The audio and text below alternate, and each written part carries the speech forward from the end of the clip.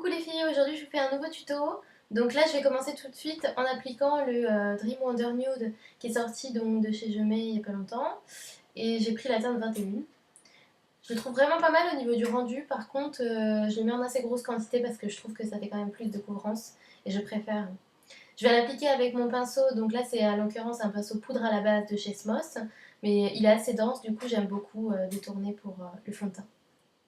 Ensuite, je prends mon correcteur Smoss que je viens mettre sur tout le centre du visage. Comme il est assez épais, je viens le mélanger avec un nouveau correcteur pharmacie qu'on a reçu il n'y a pas longtemps au magasin. Pas mal du tout d'ailleurs le fondu entre les deux. Et je viens étaler toujours avec le même pinceau. Par contre, cette fois, au lieu d'étaler de façon classique et en façon circulaire, je vais venir tapoter, faire des petits tapotements pour éviter justement de faire trop de traces ou alors de gâcher la couvrance du produit. J'adore, ça fait des super grimaces.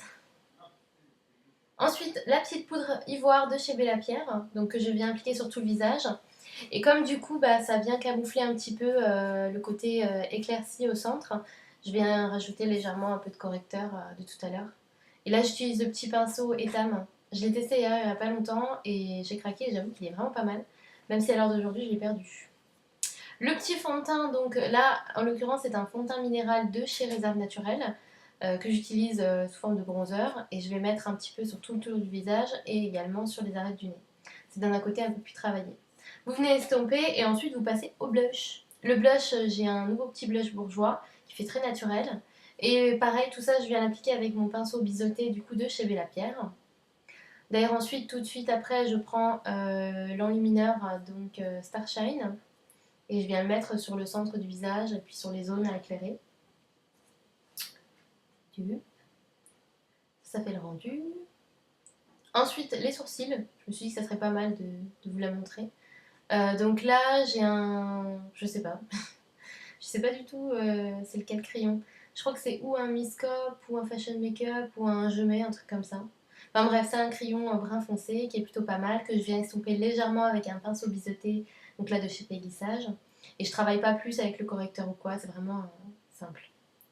Après, les couleurs tattoo, donc je viens faire par dégradé une nuance de différentes couleurs. Et puis je mets donc avec le pinceau applicateur classique sur le dessus et avec un petit pinceau fin sur le dessous. Je viens bien fondre les couleurs entre elles parce que du coup ça permet d'avoir quand même un plus joli dégradé. Voilà. Le petit doré donc pour le coin interne, ça vient tout de suite en fait raviver un petit peu au niveau du regard. Je rajoute un peu donc avec la palette Urban Decay de fard à paupières brun foncé et je viens ensuite l'estomper un peu avec mon pinceau ELF.